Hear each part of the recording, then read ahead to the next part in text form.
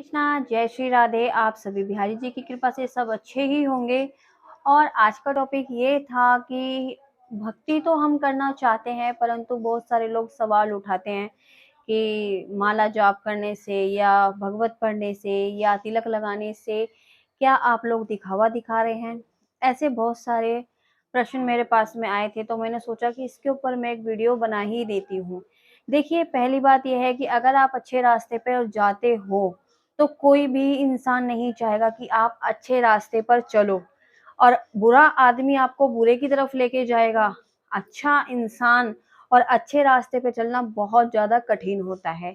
तो वही चीज़ है, अगर आप गलत रास्ते पे चलना चाहोगे, गलत रास्ते पे आपको बहुत सारे लोग मिल जाएँगे, परंतु अगर आप भक्ति के रास्ते पर चलना चाहते हो या अच्छे लोगों के साथ में चलना चाहते हो, तो वही बुरे लोग आपको पैर पकड़-पकड़ के खींचेंगे कि आप लोग हमारे संग में हो जाओ।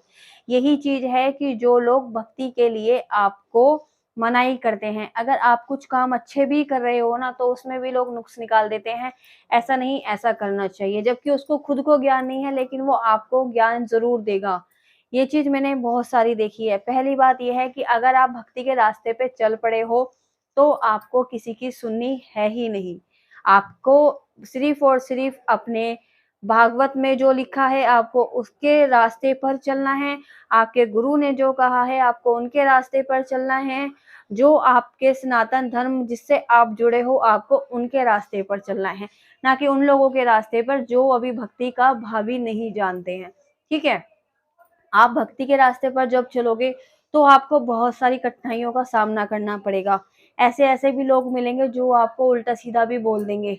सबसे पहले तो आपको आपके घरवाले ही बोल देंगे कि तिलक लगाने से या कंठी पहनने से आप लोग दिखावा दिखा रहे हो, ये कोई भक्ति थोड़ी होती है, इसको कोई भक्ति थोड़ी कहते हैं, ये तो आप दिखावा दिखा रहे हो। लेकिन उनको कहने दो, उनके कर्म उनके साथ है और हमारे कर्म हमारे साथ हैं। दुनिया का काम बोलना है, वो लोग खाए बिना रह सकते हैं, परंतु बोले बिना नहीं रह सकते हैं। इसीलिए आप लोग इस चीज़ की टेंशन ना लें कि हम लोग भक्ति तो करना चाहते हैं, परंतु लोग हमको उल्टा-सीधा बोलते हैं।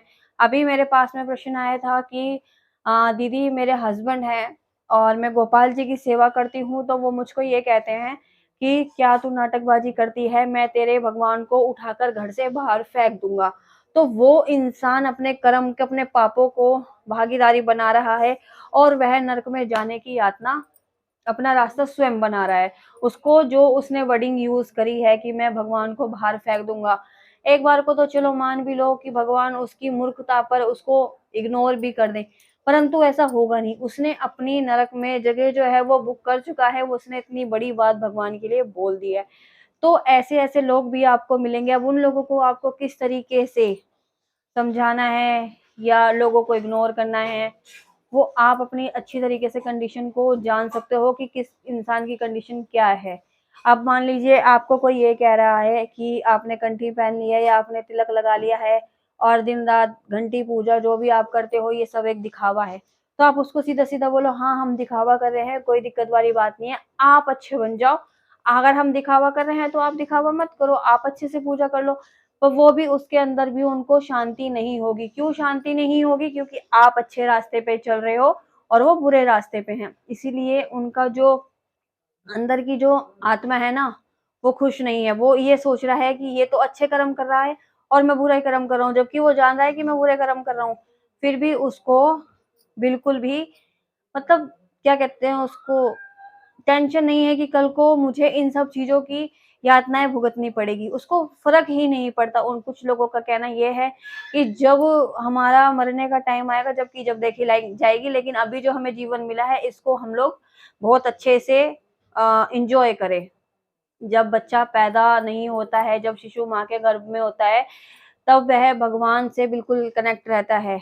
वो भगवान को देखता भी है, भगवान से बात भी करता है। तो वो उस टाइम पे भगवान से सिर्फ़ यही कहता है कि प्रभु, जब भी मैं इस संसार में जाऊँ, मैं आपको कभी भूलूँ नहीं और मैं हमेशा आपके समक्ष रहूँ। परंतु जैसे ही वो गर्भ से बाहर आता है, वो सारी चीज़ें भूल जाता है, धीरे-धीरे करके वो हर चीज़ भूलता चला जाता है। उसको कोई मतलब नहीं होता है भगवान से, और आजकल का कलयुग इतना ज़्यादा बढ़ता जा रहा है कि लोग अपने घर के सदस्यों को ही लोग लात मार के बाहर निकाल देते हैं। तो भगवान की तो बहुत बड़ी बात है, और इंसान भक्ति के रास्ते पर चलना चाह रहा है, लोग नहीं चलने दे रहे हैं, तो आपको उनसे भी लड़ना पड़ेगा जो आपको चलने नहीं दे रहे हैं।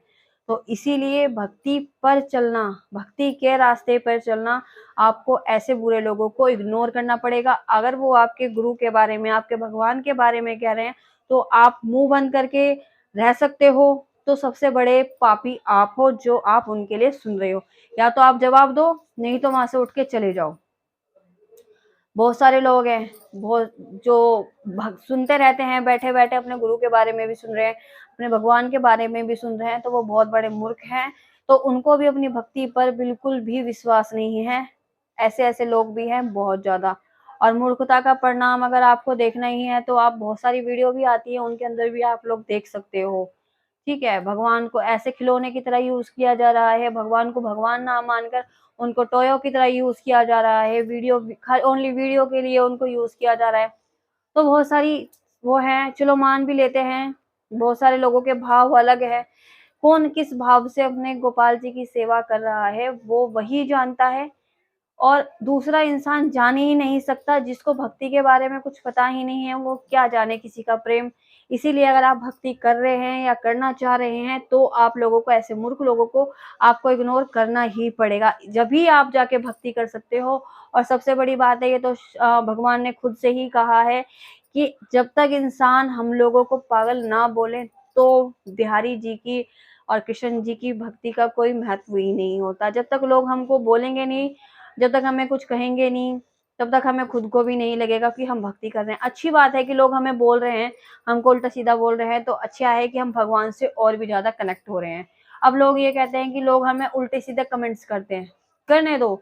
हमने जो पिछले जन्म में पाप करे थे, वह पाप ये लोग धीरे धीरे करके हमारे खत्म कर रहे हैं, तो इसकी भी कोई टेंशन लेने की जरूरत नहीं है। ठीक है, आप भक्ति के रास्ते पे चलिए, आपको भगवान से प्रेम करिए, भाव से अच्छे से उनका ध्यान रखिए, और दुनिया की सुननी बंद कर दीजिए। जय श्री कृष्णा, जय श्री राधे।